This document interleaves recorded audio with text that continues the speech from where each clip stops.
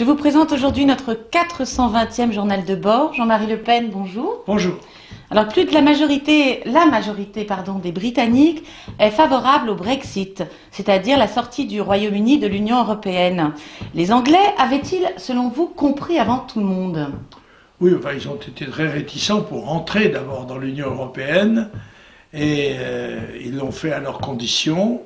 Il leur a été fait, somme toute, un chemin de violette, un traitement différent, et ils ont accepté sous toute réserve. Bref, je pense que, poussés par leur instinct insulaire et compte tenu de l'échec évident de l'Union européenne, les Anglais souhaitent s'en dégager, probablement pour se rapprocher de ce qui est plus près de leur cœur et de leurs intérêts, les États-Unis.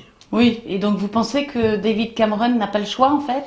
Oh ben, il a le choix, c'est lui qui pose la question, mais je pense qu'il me semble que pour l'instant, en tout cas, contrairement à ce qui s'était passé en Espagne, qu'il y a eu un référendum du même style, sinon avec la même finalité, eh bien, je pense que là, maintenant, il y a une majorité britannique pour la rupture, enfin, pour la fin de l'Union européenne, à échéance. Alors vous évoquiez les Américains, justement par la voix de John Kerry, ils ont remisé au second plan le départ de Bachar el-Assad de la présidence syrienne, en tout cas pour l'instant.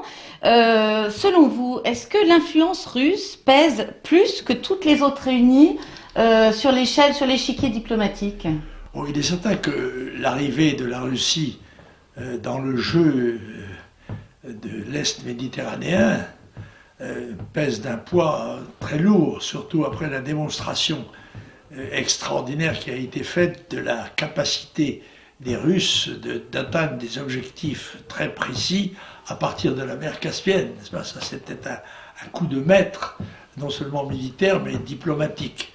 Je crois que c'était les puissances musulmanes, j'ai tendance à dire islamistes, qui exigeaient le départ de Bachar. Souvenons-nous que Bachar el-Assad et Saddam Hussein sont des dictateurs laïques, n'est-ce pas, et non pas islamistes.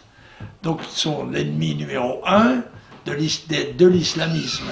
Et c'est à ce titre d'ailleurs que je pense que les Russes, en partie, en tous les cas, les soutiennent. Et c'était en partie aussi parce que les États-Unis étaient très liés à l'Arabie saoudite pour des raisons pétrolières. Ce lien s'est atténué au fur et à mesure de la découverte des gaz de schiste aux États-Unis et la reconquête d'une certaine indépendance énergétique qui a relâché les liens de solidarité qu'il y avait entre l'Arabie saoudite et l'Amérique. Puis je crois surtout que la seule troupe qui soit sur le terrain pour l'instant, ce sont les troupes de Bachar el-Assad. S'il n'y avait pas Bachar el-Assad, eh bien très probablement le Daesh serait à Damas. Alors justement, pour revenir à Daesh, les drapeaux de Daesh ainsi que des photos de têtes coupées ont été retrouvés sur des migrants réfugiés en Norvège. Serait-ce donc toute l'Europe qui est en danger, tout simplement ? C'est évident. Il est évident que l'influence islamiste radicale s'exerce partout, soit sur des populations déjà installées en Europe, soit par des populations ou des éléments qui rentrent avec les vagues migratoires.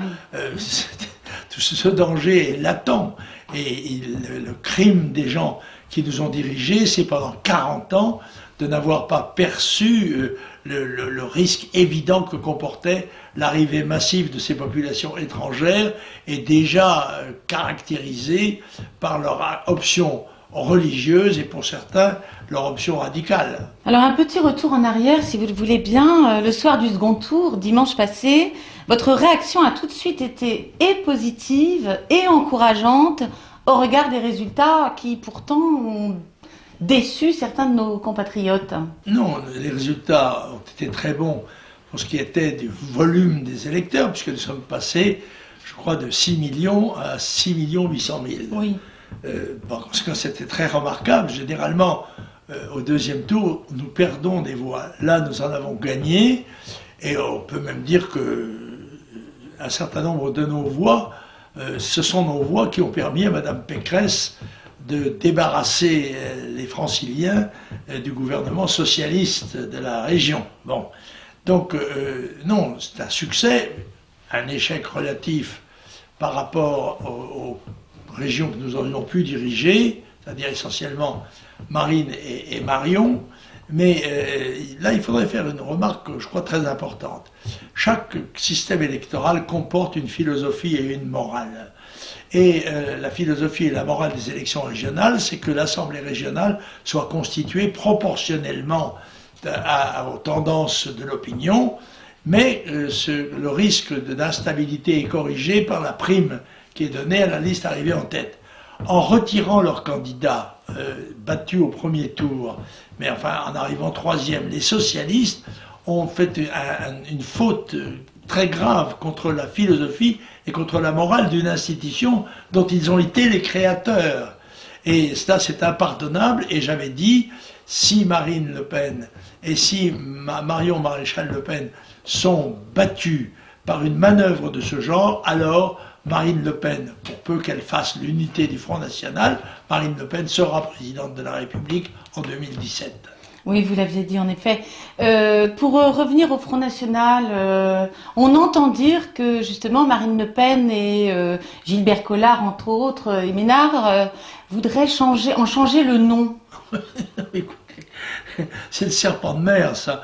Ce qui est étonnant, c'est que les deux personnes qui s'avancent pour demander le changement du nom du Front National sont des gens qui ne font pas partie du Front National, mais qui doivent leur siège au Front National, aussi bien M.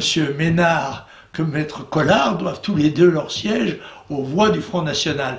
Alors qu'ils veulent changer le Front National, c'est une manière de faire parler d'eux, je pense, mais c'est non seulement ridicule, mais ce serait criminel. Ce serait faire fi des efforts qui ont été déployés pendant 45 ans par les militants du Front National, les souffrances qui ont été subies, les gens même qui ont perdu leur santé ou leur vie dans cette bataille et qui sont fiers du Front National qui n'a d'ailleurs jamais été aussi fort qu'il l'est aujourd'hui sous son drapeau. Il n'y a que les maisons en faillite qui changent de nom. Bon, le Front National n'a aucune raison de changer de nom. Et si certains le prônaient à l'intérieur du Front National, il se révélerait comme d'authentiques traîtres. Oui, alors pour l'instant, elle y réfléchirait. Mais ne pensez-vous pas que ça serait se tirer elle-même une balle dans le pied? Ça non, ça serait se tirer une balle dans la tête. Oui, d'accord, merci. Alors, l'Union UMPS, quant à elle, semble s'officialiser chaque jour davantage. Alors, qu'appelle-t-on aujourd'hui sur l'échiquier politique l'opposition? Ben écoutez, la vraie et seule opposition, sur le plan parlementaire, elle se limite beaucoup à l'élu du Front National et ceux qui y sont apparentés ou proches. Mais il est certain que les Républicains sont dans une situation très difficile et qu'il va y avoir à l'occasion des primaires, des règlements de compte intérieurs. Je pense tout de même que Sarkozy a les moyens de gagner cette bataille parce que ces deux concurrents, enfin les deux principaux, ont des têtes de croque-mort qui sont véritablement impayables.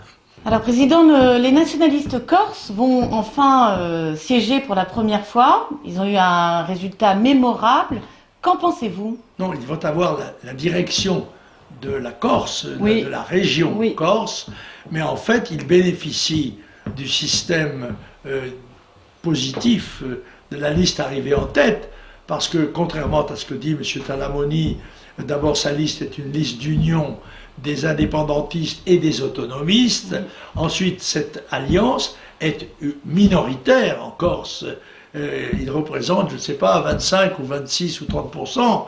La majorité des Corses sont patriotes français, mais se sont portés sur d'autres listes. Par conséquent, c'est abusé de la naïveté de leur public que de faire croire que la Corse a voté pour l'indépendance, même si M. Talamoni a cru devoir se dispenser de parler en français pour son discours, alors que je crois qu'il était en contravention avec la loi, car la loi française veut que ce soit le français qui soit la langue commune sur le plan administratif et politique. Et alors le pacte républicain contre le chômage, proposé par Jean-Pierre Raffarin, soutenu aussi par le président du MEDEF et bien d'autres de tous bords d'ailleurs, qu'en pensez-vous?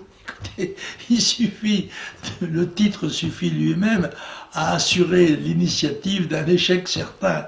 Le pacte républicain, ça ne marche jamais, et quand ça marche, c'est mortel pour ceux qui en ont fait la promotion.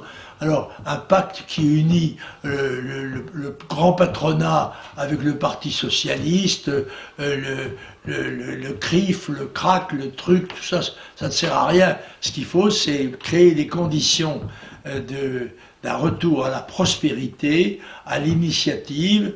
Pour cela, c'est la politique incarnée par le programme du Front National. C'est la seule qui soit possible, la seule qui soit alternative, puisqu'aussi bien les programmes du PS et ceux de l'UMP républicaine sont exactement, pratiquement à des nuances près les mêmes. Stéphane Richard, président d'Orange, vient d'annoncer sa volonté de créer un fonds d'1 milliard d'euros dans lequel il associerait d'autres manières de la téléphonie ainsi que des médias dans l'unique but de lutter contre le Front National. Que lui prend-il? Ben écoutez, je crois que Richard va pouvoir changer de nom, il va pouvoir s'appeler Pauvrard, parce qu'il devrait réserver une partie de son capital pour payer l'amende colossale à laquelle il vient d'être condamné. De 350 millions d'euros. Pour commencer. Oui. Voilà une réponse. Merci, Président. Ne plaignons pas les Richards. Alors, en matière d'exportation de son agriculture et de l'agroalimentaire, la France est passée en 10 ans de la seconde à la 5e place.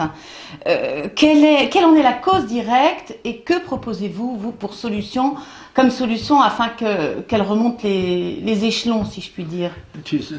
La position de l'agriculture française est liée, bien sûr, à la situation économique générale du pays. Tant que le pays sera écrasé d'impôts, et comme il l'est, et le sera de plus en plus, on nous annonce des taxes nouvelles sur l'énergie. Je crois qu'entre Sarkozy et Hollande, il y a dû avoir 64 taxes nouvelles, il y a 65e, 66e. Le seul moyen de cet état décadent de survivre, c'est d'essayer de tirer la substance de ce qui reste dans l'économie pour en nourrir cette espèce de monstre bureaucratique qui est à la tête de la France et qui pèse. Vous vous souvenez que Reagan avait eu une formule très bonne quand il était, avant d'arriver au pouvoir, il avait dit « Je souhaite que l'État descende de mon dos et sorte ses mains de mes poches. » Bon, et bien nous sommes un peu dans le même cas. Nous avons toujours préconisé moins d'État, mieux d'État. Voilà. Et cette ligne doit être conservée, à mon avis, par le Front National s'il souhaite recueillir la majorité des suffrages à un moment qui sera décisif pour la France et son avenir. C'est en 2017 pour les élections présidentielles et législatives, bien sûr. Alors, pas de chapitre quant à vos lectures cette semaine. Cependant, Président, vous vouliez adresser un message, comment dirais-je, à tous nos concitoyens, vos vœux pour Noël. Ah, mon Dieu. Écoutez, quel vœu offrir à ma patrie à un moment où elle est plus menacée qu'elle ne l'a jamais été, sans toujours qu'elle en prenne conscience. L'espoir est constitué par la foi que nous avons dans le destin de notre pays. C'est vrai que nous sommes de ceux qui croyons que la France est missionnée et qu'à partir de là, elle surmontera toutes les difficultés et tous les périls qui sont nombreux. Mais il est bien évident que rien ne peut être espéré sans un changement, et que mon vœu, c'est que ce changement se mette en place pendant le courant de cette année, pour laquelle je souhaite à la patrie française qu'elle se prépare à accueillir un véritable changement, une révolution politique qui n'est pas forcément, contrairement à ce que répète tous les jours M. Valls, la guerre civile. La révolution, c'est le changement. Ce changement est absolument nécessaire dans la plupart des domaines de l'activité. Pour chacun d'entre vous, je vous souhaite, ce qui est très important, une bonne santé Et puis, comme on disait en Bretagne, le bonheur, la joie, l'amour et le paradis à la fin de vos jours. Et un joyeux Noël en tout cas. Joyeux Noël aussi, Président. Joyeux Noël! Au revoir.